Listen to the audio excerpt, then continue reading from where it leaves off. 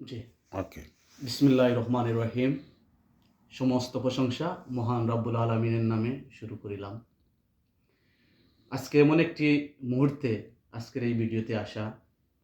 আপনারা সকলেই ইতিমধ্যে অবগত আছেন যে গতকাল একটি লাইভ ভিডিও নিয়ে সমস্ত বাংলাদেশ, সমস্ত সোশ্যাল মিডিয়া আলোড়ন সৃষ্টি হয়েছে। আপনারা জানেন কুখ্যাত সেই সাংবাদিক ইলিয়াস তার একটি লাইভের মাধ্যমে সেই কুখ্যাত খুনি ডালিমকে তার লাইভের মধ্যে এনে সমগ্র বাংলাদেশের মানুষের কাছে 1971 সালের সেই চেতনাকে প্রশ্নবিদ্ধ করার জন্য যে তাদের 1971 সালের সেই আলবদর, আল শামস তাদের যে পায়তারা ছিল তারই উত্তরসূরিরা আবারও সেই চক্রান্তে মেতে উঠেছে এর ধারাবাহিকতায়। আজকে আপনাদের সাথে তিনটি বিষয় যে নিয়ে আপনাদের সাথে শেয়ার করব। পৃথিবীতে দুইটি জিনিস দিয়ে পৃথিবী সঞ্চালিত হয়, একটি হচ্ছে ম্যাথ আর একটি হচ্ছে লজিক। সেই জায়গা থেকে যদি আমরা চিন্তা করি যে এই কুখ্যাত সাংবাদিক ইলিয়াসের যে ইন্টারভিউতে যাকে ডালিম বানানো হয়েছে, যদি মনে করি সেই সত্যিকারই ডালিমের তার ইন্টারভিউ ধারাভাষ্য অনুযায়ী তার যখন বাংলাদেশের 1971 সালে স্বাধীনতার সময় সে পাকিস্তানের বিমান বাহিনীতে চাকরিরত ছিল। যদি সে 1971 সালে পাকিস্তানের বিমান বাহিনীতে চাকরিরত যদি থাকে তাহলে মিনিমাম তার বয়স ছিল 20। যদি সে সময় তার যদি বয়স 20 হয়ে থাকে তাহলে আজকে বাংলাদেশের স্বাধীনতার 53 বছর। তাহলে কি দাঁড়ালো? তার বয়স মিনিমাম 75 বছর। আজকে আমি আপনাদের কাছে প্রশ্ন ছুড়ে দিতে চাই।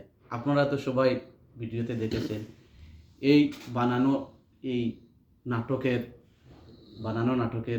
ডালিমের কি বয়স, তার এই যাকে নিয়ে এই নাটকটা সাজানো হয়েছে, আপনারা কি মনে করেন? আপনাদের কাছ থেকে জানতে চাই, আপনারা কি মনে করেন ওর কি প্রকৃত ডালিম ওর চেহারার সাথে 75 বছরের একজন বয়স্ক বৃদ্ধ মানুষের চেহারা আর এই সাজানো নাটকের যে ডালিম কি সেটা কি ম্যাচ হয়?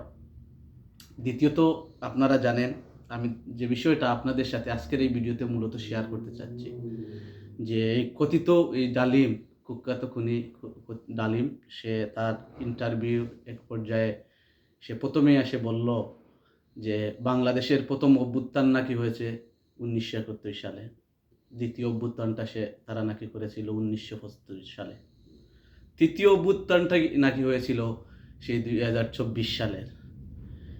আর এই অভ্যুত্থান অব্যাহত থাকতে হবে, চতুর্থ অভ্যুত্থান করতে হবে। তাহলে আমরা মেনে নিলাম তার কথা অনুযায়ী তৃতীয় অভ্যুত্থানটা শেষ হয়ে গেছে, এখন চতুর্থ অভ্যুত্থানটা কার সাথে হবে সেটাই জাতির কাছে প্রশ্ন। আজকে এই ভিডিও থেকে আমি যেটা অ্যানালাইজ করতে পেরেছি, আপনারা জানেন বর্তমান রাজনীতির প্রেক্ষাপটে যে বিষয়টা আমাদের সমগ্র বাংলাদেশের মধ্যে হচ্ছে, একদিকে স্বাধীনতার পক্ষের শক্তি, আরেকদিকে স্বাধীনতার বিপক্ষের শক্তি দলবদ্ধ হয়েছে কিভাবে এই স্বাধীনতার শক্তিকে চিরতরে বাংলার মাটিতে মুছে দিতে সমস্ত শক্তি তারা ব্যবহার করতেছে। সেই জায়গা থেকে আমি বলবো আমাদের রাজনৈতিকভাবে বিভিন্ন বিষয়ে বিএনপির সাথে মত পার্থক্য থাকতে পারে, কিন্তু যেটা আমি এই ভিডিও থেকে অ্যানালাইজ করতে পেরেছি, এই যে কথিত ডালিম সে যে ইঙ্গিতটা দিয়েছে সেই চতুর্থ বিপ্লবটা যে এই বিএনপির সাথেই বিএনপিকেই চিরস্তরে বাংলাদেশের রাজনীতি থেকে ধ্বংস করে ফেলতে চায়, এই মাইনাস ফর্মুলায় তারা হাঁটতেছে। আমি সেই জায়গায় বলবো আমাদের রাজনৈতিকভাবে বিএনপির সাথে বিভিন্ন মত পার্থক্য থাকতে পারে, তাহলে একটি জায়গায় আমরা সবাই স্বীকার করতে হবে, একটু হলেও এই যে মুক্তিযুদ্ধের চেতনাকে ধারণ করে এই বিএনপির রাজনীতিবিদ যারা রয়েছে বর্তমানে এই প্রেক্ষাপটে, এই আওয়ামী লীগের দুঃসময় বিএনপির বিভিন্ন নেতৃবৃন্দরা যখন বিভিন্ন মিডিয়াতে টক শোতে যান, তখন এই স্বাধীনতা নিয়ে যখন তারা সংবিধানকে খবর রচনা করতে চায়, তখন এই মানুষগুলো এই কথা বলতেছে। তারা এর প্রেক্ষিতেই চায় যে বিএনপি নামে যারা রয়েছে, যারা এই স্বাধীনতার একটুকু ও স্বাধীনতাকে ধারণ করে এই চতুর্থ অভ্যুত্থানের মাধ্যমে খবর রচনা করবে এই বাংলার মাটিতে, তাহলে এখান থেকে আমাদেরকে বুঝে নিতে হবে আমাদের রাজনৈতিক মতপার্থক্য থাকুক, কিন্তু যে অমীমাংসিত যে বিষয়গুলো রয়েছে আমাদের স্বাধীনতা, এই স্বাধীনতার প্রশ্নে আমরা বাঙালি হিসেবে যে আমরা আমাদের পিতৃতুল্য সমতুল্য আমাদের পূর্বপুরুষেরা যে রক্ত দিয়ে আজকে আমাদেরকে যে স্বাধীনতাটুকু এনে দিয়েছে, আমাদের এই স্বাধীনতাকে রক্ষা করতে হবে। এর জন্য আমাদের সবাইকে ঐক্যবদ্ধ থাকতে হবে। আমি আরেকটি বিষয় সেই ডালিমের বক্তব্য থেকে রেফারেন্স দিতে চাই।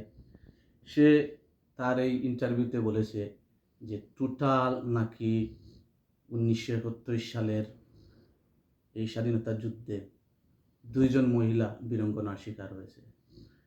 আমরা আমাদের বয়স ততটাই হয় নাই, কিন্তু আমাদের বিভিন্ন বই পুস্তকে এবং আমাদের এলাকার এবং বিভিন্ন মুক্তিযোদ্ধাদের কাছ থেকে যতটুকু আমরা জানতে পেরেছি, বিভিন্ন এলাকাতেই শত শত মহিলারা এই নিপীড়নের শিকার হয়েছিলেন এই স্বাধীনতার সময়। কিন্তু আমি একটা জিনিস বলতে চাই, এই স্বাধীনতা বিরোধী চক্ররা কেন এই পাকিস্তানের অপকর্মকে ডাকা দিতে চায়? ডাকা দেওয়ার অর্থটাই সেটাই যে এরা তাদের পাকিস্তানকে মনে প্রাণে ধারণ করে তাদের এই সমস্ত অপকর্মগুলোকে কাছ থেকে চিহ্ন করতে চায়। এবং যেরকম 1971 সালে ওরা পাকিস্তানের পক্ষ হয়ে আমাদের মা বোনদেরকে লেলিয়ে দিয়েছিল এই পাকিস্তানি হায়নাদের কাছে, তেমনি আজকে এই ইতিহাসকে এই কলঙ্ক অধ্যায়টুকু এই পাকিস্তানের কাছ থেকে চিরতরে মুছে দেওয়ারে পায়তারা করতেছে। আমি সেটা বলতে পারি যে এরকম 1971 সালে তারা সেই ষড়যন্ত্র পায়তারা করেছিল, এই বাংলাদেশের মানুষ ঐক্যবদ্ধ হয়ে তাদেরকে বিতাড়িত করেছিল। আমি আজকে এই জায়গায় দাঁড়িয়ে বলতে পারি আজকে হয়তো বাংলাদেশে একটি কঠিন পরিস্থিতির মধ্যে বাংলাদেশের মানুষ জীবন অতিবাহিত করছে, কিন্তু সেই প্রেক্ষিতে আজকেও বলতে পারি এই 71-এর মতো এই 24-এর যারা এই নব্য রাজাকাররা, স্বঘোষিত রাজাকাররা, তারাও কিন্তু এই বাংলার মাটিতে তাদের জায়গা হবে না। আজকে আমি একটা কথা বলতে চাই আজকের এই ভিডিওতে। আপনারা জানেন আজকে এই কুখ্যাত সাংবাদিক আজকে বাংলাদেশের স্বাধীনতার পর 50 বছর পর এই নাটক সাজানোর জন্য যে ডালিমকে এনে উপস্থাপন করেছে জাতির সামনে, যেভাবে ডালিম এই সমাজ থেকে এই জাতি থেকে যেভাবে সমাজ লক্ষ্যর আড়ালিত হতে হয়েছিল সেই 75-এর ঘটনার জন্য, আজকে আমি বলতে চাই আজকের এই 24-এ যারা এই কুখ্যাত নামদারি সমন্বয়ক এবং এই মুক্তিযুদ্ধের চেতনার বিরোধী চক্র, আপনাদেরকেও শুধু সময়ের অপেক্ষা, ক্ষমতা চিরস্থায়ী নয়।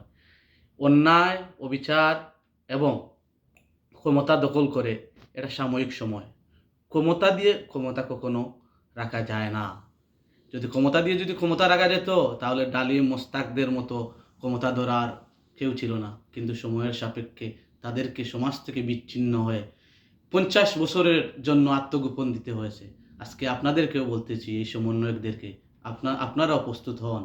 আপনার সমাজ থেকে এই রাষ্ট্র থেকে চিরস্তরে আপনাদেরকে আত্মগোপন দিতে হবে, সেটা বেশি দূর নয়। আর আপনারা যারা আপনাদের বায়োলজিক এই ফাদার ডালিমকে দেখে উল্লাস করতেছেন, যদি আপনাদের যদি লজ্জা থাকে, আজকে আমাদের এই দেশ স্বাধীন সার্বভৌমত্ব 56,000 বর্গ কিলোমিটারের বাংলাদেশ আমরা পেয়েছি। এই 56,000 বর্গ কিলোমিটারের বাংলাদেশ পেতে গিয়ে যে আমাদের মা বোন বীরাঙ্গনার শিকার হয়েছিল, একটু যদি যৌক্তিক জায়গা থেকে যদি আপনি একটু চিন্তা করেন, আপনার ফ্যামিলির, আপনার এলাকার, আপনার মা বোন ভাগ্নি যদি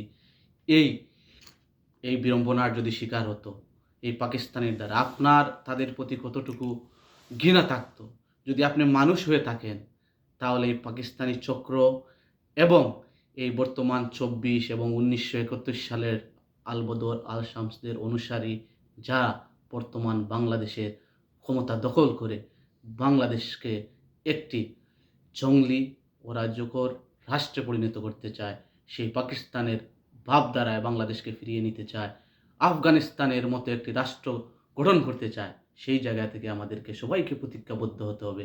আমাদের রাজনৈতিক মত আদর্শ বিভিন্ন থাকতে পারে, কিন্তু যে বিষয়গুলা আমাদের অমীমাংসিত, আমরা বাঙালি, আমরা স্বাধীনতাকে বিশ্বাস করি, এই বিশ্বাসটুকু রেখে আমার কাঁধে কাঁধ রেখে আমরা এই এই মিথ্যাচার, এই জঙ্গলিদের কাছ থেকে আমাদেরকে সরে দাঁড়াতে হবে, তাদের সাথে লড়তে হবে। আরেকটি বিষয় আমি এখানে শেয়ার করতে চাই।